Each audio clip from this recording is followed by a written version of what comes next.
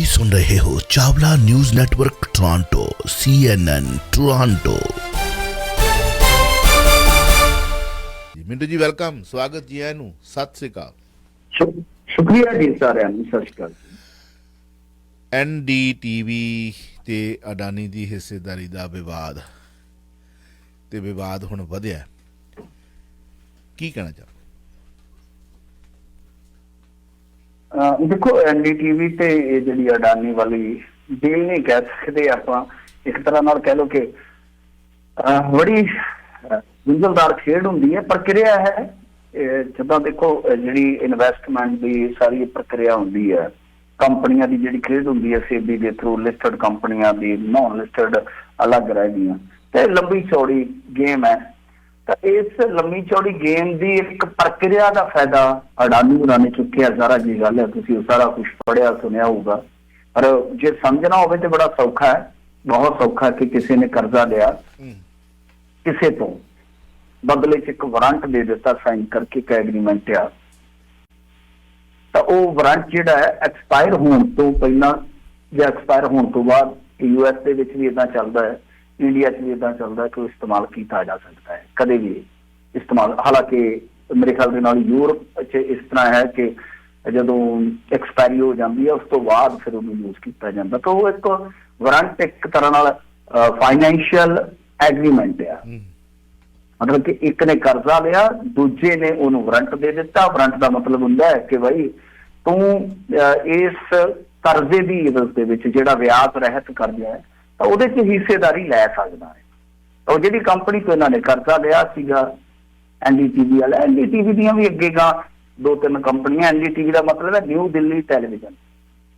ਸੋ ਇਹਨਾਂ ਨੇ ਜਿਹਨਾਂ ਤੋਂ ਕਰਜ਼ਾ ਲਿਆ ਸੀਗਾ ਉਹਨਾਂ ਨੇ ਫਿਰ ਉਸੇ ਵਾਰੰਟ ਨੂੰ ਇਸਤੇਮਾਲ ਕਰ ਲਿਆ, ਕਿਉਂਕਿ ਜਿਹੜੀ ਕਰਜ਼ਾ ਲੈਣ ਵਾਲੀ ਮਤਲਬ ਕਿ ਇਹਨਾਂ ਦੇਣ ਵਾਲੀ ਕੰਪਨੀ ਸੀ ਉਹ ਗਾਂ ਅਡਾਨੀ ਸਾਹਿਬ ਨੇ ਖਰੀਦ ਲਈ। ਉਹਨੇ ਕਿਹਾ ਚਲੋ ਆ ਜਾਓ। ਸੋ ਆਹ ਮਾਜਰਾ ਬੜਾ ਸੌਖਾ, ਜੇ ਕਿਉਂਕਿ ਟਰਮਾਂ ਬਹੁਤ ਹੁੰਦੀਆਂ ਨੇ ਇਹਦੇ ਵਿੱਚ, ਜਿਹੜਾ ਇਸ ਤਰ੍ਹਾਂ ਦਾ ਸੌਦਾ ਹੋਏਗਾ ਉਹਦੇ 'ਚ ਤੁਹਾਨੂੰ ਬੜੇ ਔਖੇ ਔਖੇ ਜੇ ਅੱਖਰ ਵੇਖਣ ਨੂੰ ਮਿਲਣਗੇ, ਆਪਣੀ ਸਮਝ 'ਚ ਨਹੀਂ ਆਉਂਦੀ, ਅੱਖਰ 'ਚ ਨਹੀਂ ਆਉਂਦੀ ਗੱਲ। ਤਾਂ ਸਰਲ ਅੱਖਰਾਂ 'ਚ ਆਹ ਕੇਵਲ ਕਿ ਜਿਸ ਕੰਪਨੀ ਤੋਂ ਕਰਜ਼ਾ, ਅਸਲ 'ਚ ਬੇਸਿਕਲੀ ਇਹਨਾਂ ਨੇ ਕਰਜ਼ਾ ਲਿਆ ਸੀ ਪਹਿਲਾਂ ਇੰਡੀਆ ਬੋਲਡ ਵਾਲਿਆਂ ਤੋਂ, ਫਿਰ ਉਸ ਕਰਜ਼ੇ ਨੂੰ ਲਾਉਣ ਵਾਸਤੇ ਲੈ ਲਿਆ ICICI ਬੈਂਕ ਤੋਂ, ਉਹ 19% ਵਿਆਜ ਸੀ। ਤਾਂ ਇੱਕ ਫਿਰ ਬਾਅਦ ਦੇ ਵਿੱਚ ਤੀਸਰੀ ਕੰਪਨੀ ਆ ਗਈ, ਤੀਸਰਾ ਅਕਾਊਂਟ, ਕਿ ਬਈ ਅਸੀਂ ਤੁਹਾਨੂੰ ਵਿਆਜ ਤੋਂ ਬਗੈਰ ਹੀ ਕਰਜ਼ਾ ਦਿੰਦੇ 350 ਕਰੋੜ ਦਾ।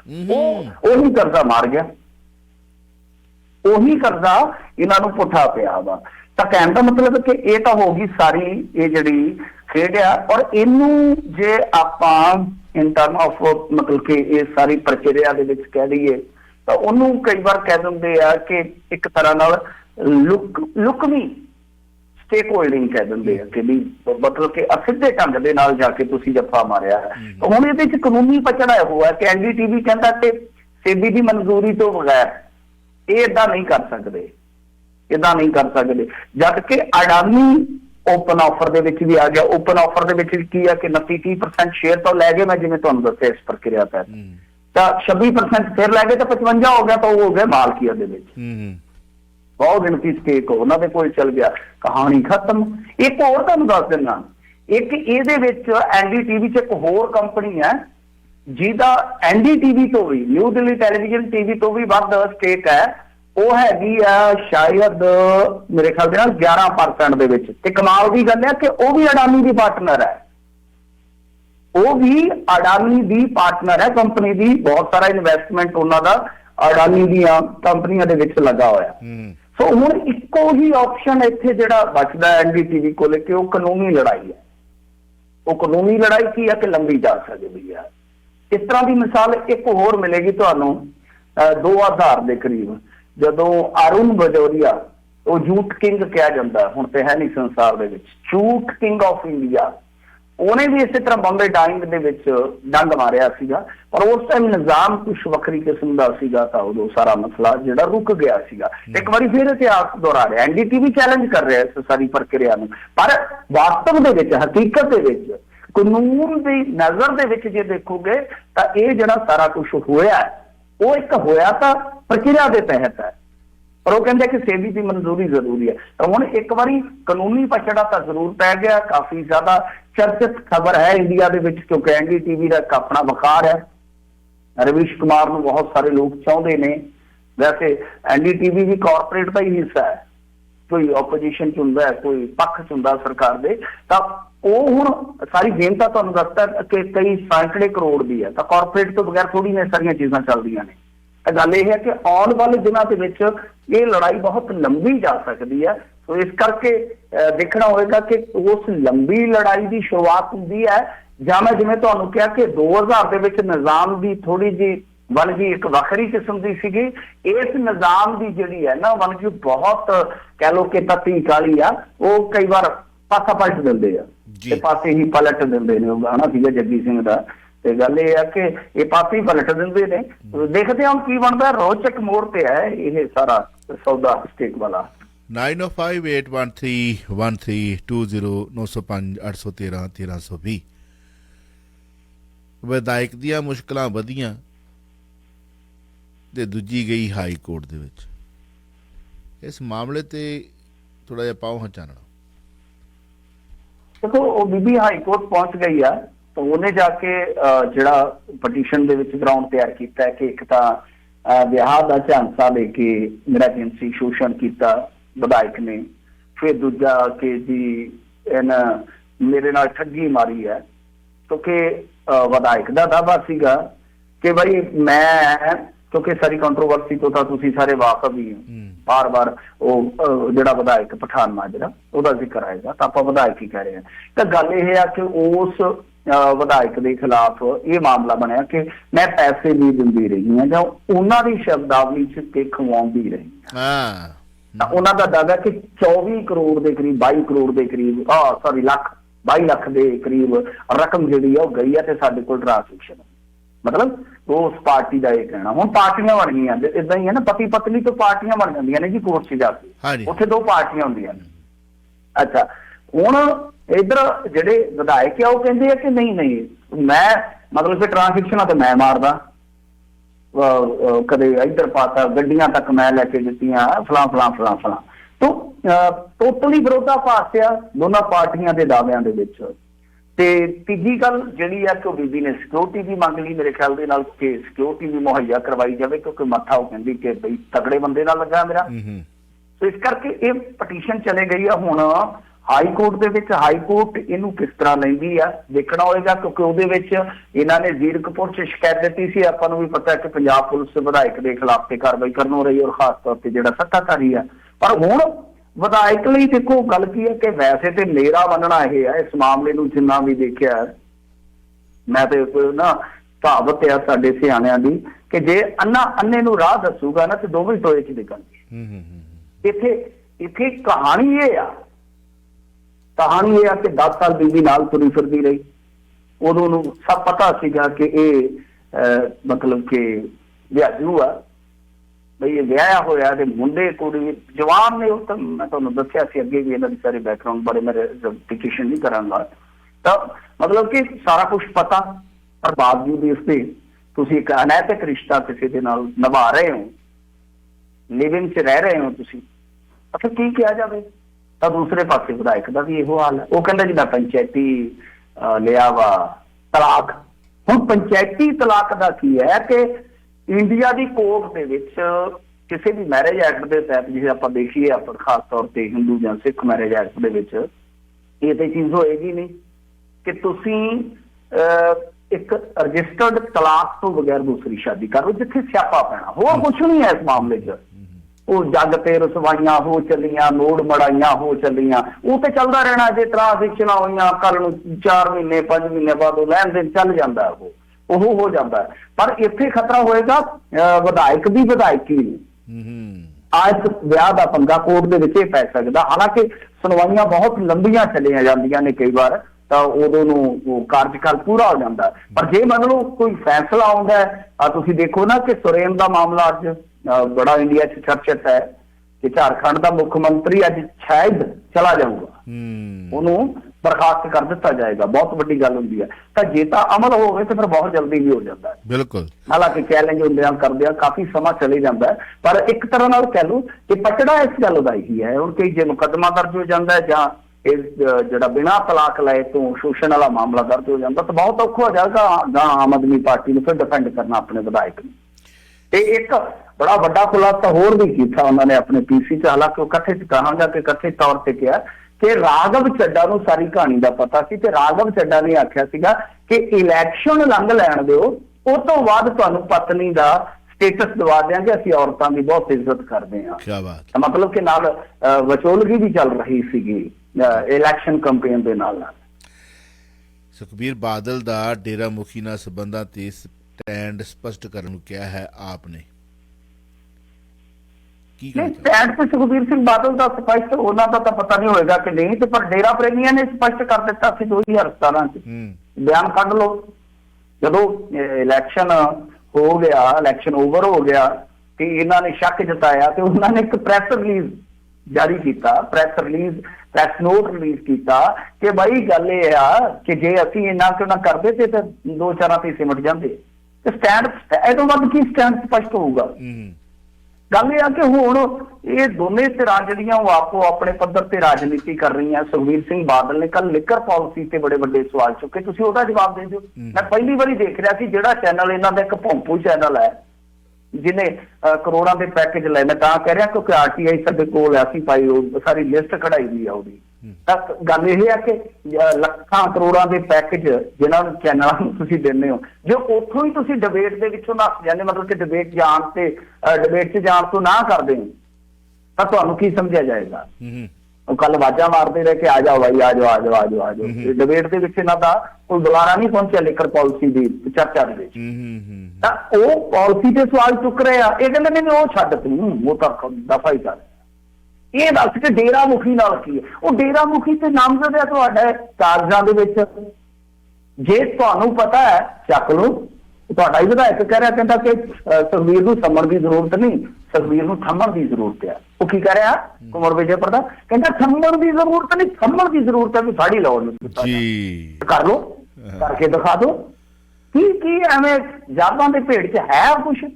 ਤੁਸੀਂ ਜੇ ਇਹ ਸਮਝਦੇ ਹੋ ਕਿ ਡੇਰਾ ਮੁਖੀ ਦੇ ਨਾਲ ਇਹਨਾਂ ਦੀ ਸਾਂਝ ਭਿਆਲੀ ਰਹੀ ਆ ਕਿਸੇ ਟਾਈਮ, ਉਹ ਨਾਮਜ਼ਦ ਕਰ ਰੱਖਿਆ ਤੁਸੀਂ ਉਹ ਜਦੋਂ ਨਾਮਜ਼ਦ ਆ ਤੇ ਚੱਕ ਕੇ ਦਿਖਾਓ ਫਿਰ ਤੁਸੀਂ। ਉਹ ਤਾਂ ਲਲਕਾਰਦੇ ਆ।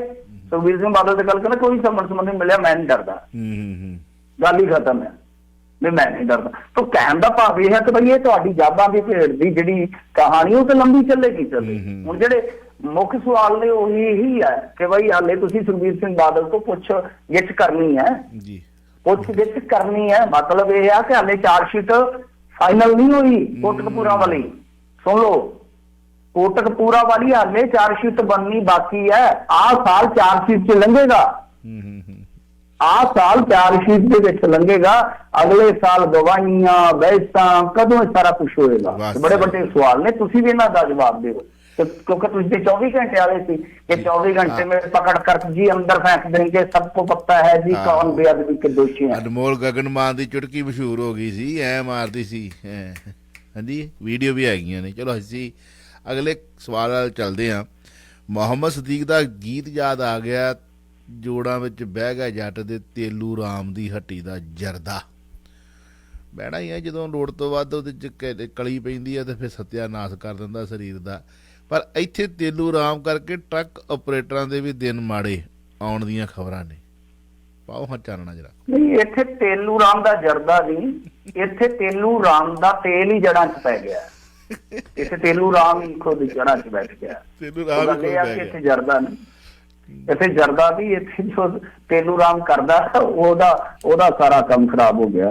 ਦੇਖੋ ਗੱਲ ਕੀ ਹੈ ਕਿ ਟਰੱਕ ਆਪਰੇਟਰ ਯੂਨੀਅਨ ਜਿਹੜੀ ਆ ਰਾਏਕੋਟ ਦੀ, ਉਹ ਇਸ ਵੇਲੇ ਬਹੁਤ ਜ਼ਿਆਦਾ ਇਹਦੇ ਤੋਂ ਪ੍ਰਭਾਵਿਤ ਹੈ ਮਸਲੇ ਤੋਂ, ਕਿਉਂਕਿ ਉਹਨਾਂ ਦੀ ਪੇਮੈਂਟ ਬਹੁਤ ਰੁਕੀ ਆ। ਉਹਨਾਂ ਨੇ ਸ਼ਾਇਦ ਇਹਦੇ ਵਾਸਤੇ ਟਰਾਂਸਪੋਰਟੇਸ਼ਨ ਦਿੱਤੀ ਹੋਏਗੀ ਨਾ, ਸੇਵਾਵਾਂ ਦਿੱਤੀਆਂ ਹੋਣਗੀਆਂ ਠੇਕੇਦਾਰ ਵਾਸਤੇ, ਜਿਹਦੇ ਬਾਰੇ ਹੁਣ ਕਿਹਾ ਜਾਂਦਾ ਕਿ ਜੀ ਆਸ਼ੂ ਨੂੰ ਤੇ ਮੈਂ ਕਦੇ ਮਿਲਿਆ ਹੀ ਨਹੀਂ ਆਸ਼ੂ।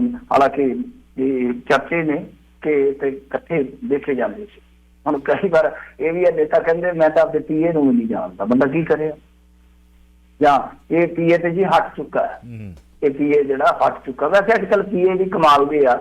ਉਹ ਇੱਕ ਰਾਜਸਥਾਨ 'ਚ ਉੱਥੇ ਕਿਤੇ ਕੁੱਟ ਖਾ ਕੇ ਕਿਸੇ ਤੋਂ ਲੁਹਾਨ ਹੋਇਆ, ਪਹਿਲਾਂ ਤਾਂ ਗਾਲਾਂ ਕੱਢਦਾ ਭਗਵੰਤ ਮਾਨ ਨੂੰ ਤੇ ਦਾਅਵਾ ਕਰਦਾ ਕਿ ਮੈਂ ਇਹਦਾ ਪੀਏ ਰਿਹਾ 2 ਇਲੈਕਸ਼ਨਾਂ 'ਚ, ਤੇ ਮੁੜ ਕੇ ਵੀਡੀਓ ਵਾਡੀਓ ਪੈ ਗਈ ਜਦੋਂ, ਫਿਰ ਦੂਜੀ ਉਹਨਾਂ ਨੇ ਉਲਟ ਪਾਈ ਖਲੋਤਾ ਪੈਰੇ ਹੋਰਾਂ ਨੂੰ, ਮਤਲਬ ਕਿ ਦੂਜੇ ਪਾਸੇ ਹੋ ਗਿਆ। ਪੀਏ ਵੀ ਕਮਾਲ ਦੇ ਨੇ ਅੱਜ ਕੱਲ੍ਹ।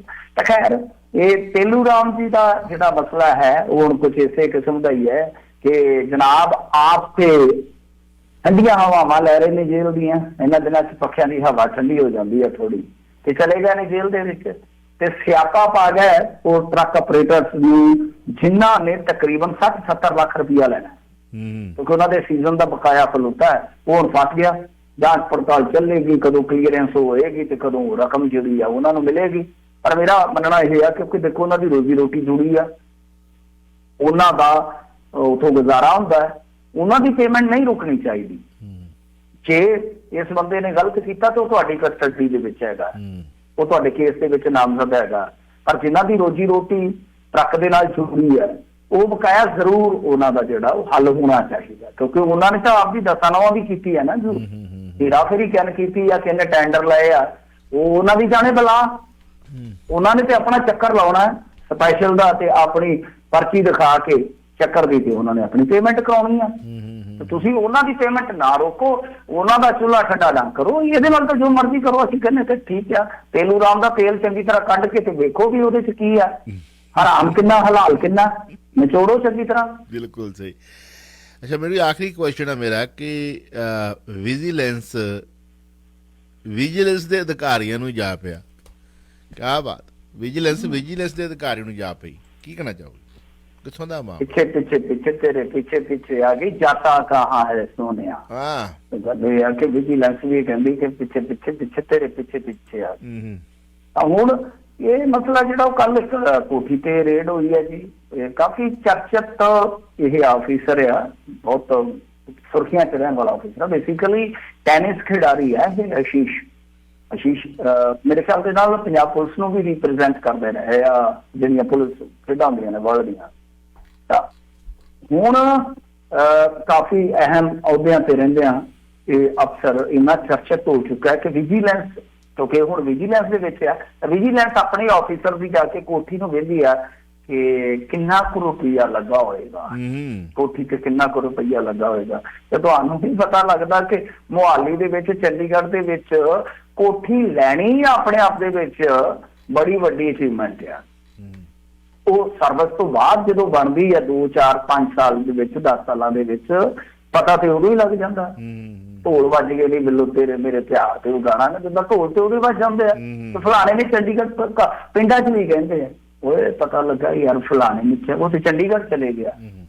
ਉਹ ਕੱਲ ਇਹਦਾ ਭਾਪਾ ਛੱਪੜ 'ਚ ਮੱਝਾਂ ਨਵਾਉਂਦਾ ਹੁੰਦਾ ਸੀ, ਇਹ ਨਲੀਏ ਦੀ ਵੱਜਦੀ ਹੁੰਦੀ ਸੀ, ਪਿੱਛੇ ਪਿੱਛੇ ਤੁਰਿਆ ਫਿਰਦਾ ਸੀ। ਉਹ ਫਿਰ ਮੁੜ ਕੇ ਪੁਲਿਸ 'ਚ ਲੱਗ ਗਿਆ, ਮਾਮੇ ਦਾ ਫਲਾਣੇ ਦਾ ਸਹੁਰਾ, ਤੇ ਉਹਨੇ ਸਿਫਾਰਿਸ਼ ਕੀਤੀ, ਤਰੱਕੀ ਲੈ ਗਿਆ, ਤੇ ਉਹ ਵੇਲਾ ਹੁਣ ਚੰਡੀਗੜ੍ਹ ਮਹਿਜ ਦੀ ਕੋਠੀ ਪਾ ਲਈ। ਚਰਚੇ ਤੇ ਉਦੋਂ ਚੱਲਣ ਲੱਗ ਜਾਂਦੇ ਆ ਨਾ, ਕਿਉਂਕਿ ਸਰਵਿਸ ਦੇ ਵਿੱਚੋਂ ਦੇਖੋ ਅੱਜ ਦੇ ਦੌਰ 'ਚ ਜੇ ਤਨਖਾਹਾਂ ਆਪਾਂ 1 ਲੱਖ 1.5 ਲੱਖ ਵੀ ਬਣ ਕੇ ਚੱਲੀਏ ਨਾ, ਤੇ ਜਿੰਨੀਆਂ ਕਿਸੇ ਰੈਂਕ ਦੀਆਂ ਜ਼ਰੂਰਤਾਂ ਅੱਗੇ ਵੱਧ ਜਾਂਦੀਆਂ, ਵੱਡੇ ਰੈਂਕ ਦੀਆਂ ਜ਼ਰੂਰਤਾਂ, ਪਰਿਵਾਰਕ ਜ਼ਰੂਰਤਾਂ ਜਾਂ ਆਪਣੀਆਂ ਪਰਸਨਲ ਜ਼ਰੂਰਤਾਂ, ਖਰਚੇ ਵੱਧ ਜਾਂਦੇ ਆ, ਬਹੁਤ ਔਖਾ ਹੈ। ਬਿਲਕੁਲ ਸਹੀ ਗੱਲ, 100% ਮੈਂ ਤੁਹਾਨੂੰ ਇਸ ਕਰਕੇ ਇਸ ਮਾਮਲੇ ਦੇ ਵਿੱਚ ਇਹਨਾਂ ਨੇ ਜਾ ਕੇ ਕੋਠੀ ਵਗੈਰਾ ਦੇਖੀ ਆ, ਹੋਰ ਜਾਇਦਾਦਾਂ ਵੀ ਦੇਖਣਗੇ। ਮਤਲਬ ਕਿ ਪਹਿਲੀ ਨਜ਼ਰ 'ਚ ਇਹ ਲੱਗਦਾ ਕਿ ਆਮਦਨ ਤੋਂ ਵੱਧ ਸੰਪੱਤੀ ਇਕੱਠੀ ਕਰਨ ਦਾ ਮਾਮਲਾ। ਪਰ ਇਸ ਆਫਿਸਰ ਤੇ ਇੱਕ ਦੋਸ਼ ਹੋਰ ਹੈ, ਇੱਕ ਬੀਬੀ ਬਣੀ। ਹਾਲਾਂਕਿ ਉਹ ਬੀਬੀ ਖੁਦ ਮੁਲਜ਼ਮ ਹੈ ਕਈ ਮਾਮਲਿਆਂ ਦੇ ਵਿੱਚ। ਕਥਿਤ ਤੌਰ ਤੇ ਉਹ ਦਾਅਵਾ ਕਰਦੀ ਹੈ ਕਿ ਜਦ ਮੈਂ ਜੇਲ੍ਹ ਦੇ ਵਿੱਚ ਸੀਗੀ 2016 ਦੇ ਵਿੱਚ, ਹਰਿਆਣੇ ਦੀ ਆ ਉਹ ਕਹਿੰਦੀ ਹੈ ਕਿ ਇਹ ਉਸ ਟਾਈਮ ਜੇਲ੍ਹ ਦਾ ਅਧਿਕਾਰੀ ਸੀ, ਮੁੱਖ ਅਧਿਕਾਰੀ ਸੀਗਾ, ਤੇ ਇਹਨੇ ਝਾਂਸਾ ਦੇ ਕੇ ਵਿਆਹ ਦਾ ਮੇਰੇ ਨਾਲ ਰੇਪ ਕੀਤਾ ਵਾ। ਇੱਕ ਇਲਜ਼ਾਮ ਇਹ ਵੀ ਆ ਕਥਿਤ ਤੌਰ ਤੇ। ਜੀ ਚਲੋ, ਬਹੁਤ ਬਹੁਤ ਸ਼ੁਕਰੀਆ ਮਿੰਟੂ ਜੀ, ਥੈਂਕ ਯੂ ਵੈਰੀ ਮਚ। ਰੱਬ ਰੱਖਾ। ਤੁਸੀਂ ਸੁਣ ਰਹੇ ਹੋ Chawla news network Toronto, CNN Toronto.